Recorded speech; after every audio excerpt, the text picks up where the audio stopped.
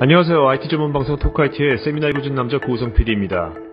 오피스 365, 구글 드라이브, 드랍박스, 기업이라면 이 중 한 개의 사스 서비스를 이용하실 겁니다. 그런데 이런 사스 서비스가 100% 완벽한 백업을 제공하지 않는다는 것을 알고 계십니까? 개인 사용자 관점이 아닌 기업 관점에서 어떠한 사스 백업의 이슈들이 있는지 살펴보겠습니다. 그 사스 애플리케이션이 이제 M365죠. M365의 그런 이용 약간 이런 내용들이 있습니다. 클라우드 회사가 데이터 손실에 대해서는 책임을 지지 않아요. 네. 네, 이 4.3도 어떻게 보면 데이터라고 볼 수가 있는 거고요. 그렇기 때문에 서드파티 앱이라든지 서비스 통해서 컨텐츠라든지 정기적인 백업을 권장하네요. 백업을 권장한다. 공식적으로 백업 서비스 사용하지 않습니다. 스냅샷 사용자 매뉴얼이에요. 아웃룩에 관련된 사용자 매뉴얼인데 아까도 말씀드렸지만 메일 메시지 하나하나에 대해서는 스냅샷 형태로 개인 사용자가 리스토어 할 수 있어요. 그런데 이 4.3이 날아가 버려요. 그러면 사용자가 접근할 수 있는 4.3이 없습니다. 그럼 이때부터 누가 개입해야 되느냐? 회사 관리자가 개입을 해야 되는 거죠. 그럼 관리자가 이 4.3을 복원하려면 어떻게 되죠? 그 M365에도 얘기해야 되겠죠. 자, M365 얘기하면 그 손실된 4.3은 복원이 가능할까요? 아니겠죠. 안 되죠. 네. 통으로 복원해야 됩니다. 통으로. 그렇죠. 네. 불가능하다는 얘기예요. 네. 그래서 실제로 사용자 매뉴얼에도 어떤 삭제에 대해서 이 4.3이 통으로 삭제되거나 하는 그런 상황에 대해서는 지정된 시점으로 복구할 수 없다라고 아예 그냥 딱 박혀 있어요. 그렇네요. 4.3의 기존 백업을 수행할 수 있는 방법은 없습니다라고 딱 명시되어 있네. 네.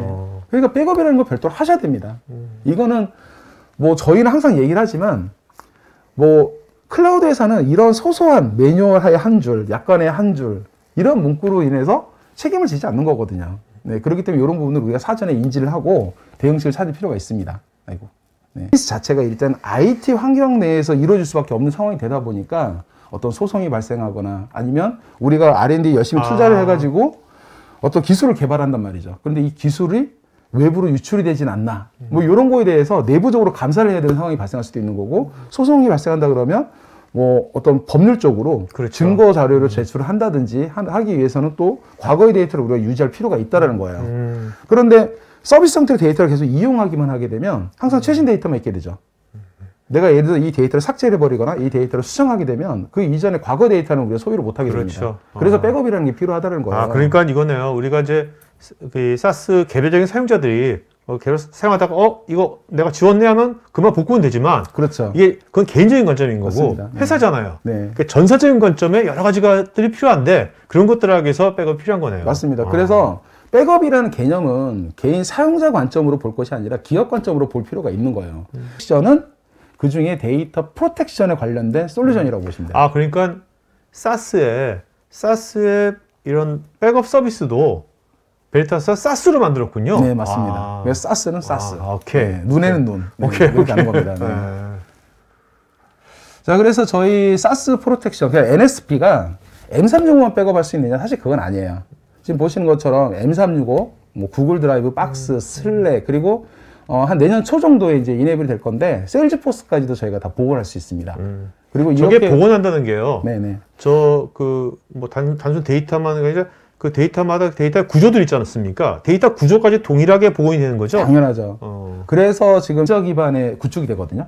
네. 애저 기반의 구축이 되다 보니까 MS 애저 액티브 디렉토리와 완전 연동이 됩니다.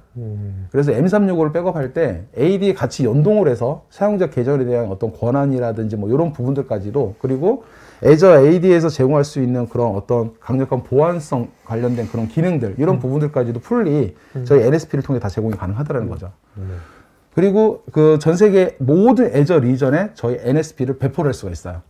중국 리전만 빼고 요 뒤쪽에 다시 한번 말씀드릴 건데 완전히 빌드된 형태로 배포를 해드리거든요.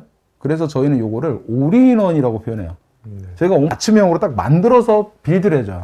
그 맞춤형을 해준다는 것은 그러면 내가 내 백업될 그 장소 있지 않습니까? 그 장소 리전을 내가 지정할 수도 있다는 얘기입니까? 그렇죠. 그래서 고객이 지정한 리전에다가 나는 한국이면 한국에다가 그냥 네, 맞습니다. 한국도 이제 뭐 센트럴 리전 그다음에 사우스 리전 이렇게 두 가지가 있죠. 오케이. 그러면 내가 지정한 리전에 고객만을 위한 전용의 테넌트 환경을 빌드를 해주는 거예요.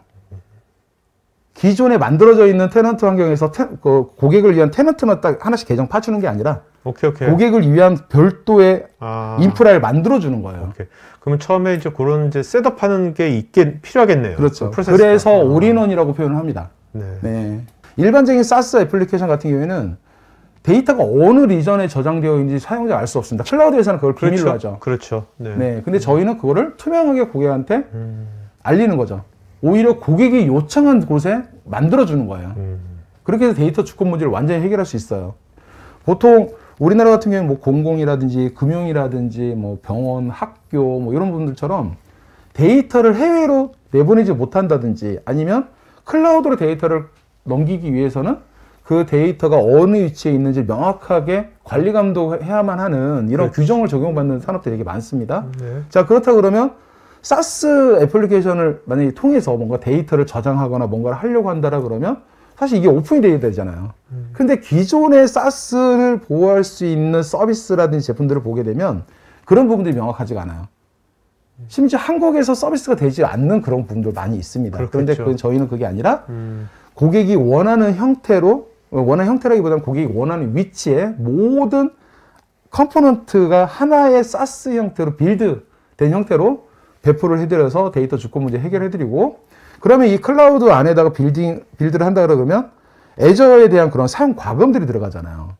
각종 VM들도 있고 네네. 저장소 스토리지도 있을 수 있고 여러 가지 그런 부분들이 있는데, 이런 부분들은 저희 NSP 라이센스 안에 그냥 모두 통합으로 MS에 지불하는 비용 별도로 없이, 네. 그리고 향후에 운영하는 부분도 이 NSP는 SaaS 형태이기 때문에 이 안에 있는 구성 요소에 대한 관리는 저희 베리타스가 모두 다 그렇게 해드리는 거예요. 그래서 아까도 말하고 한 400, 500 유저 정도 쓰더라고요.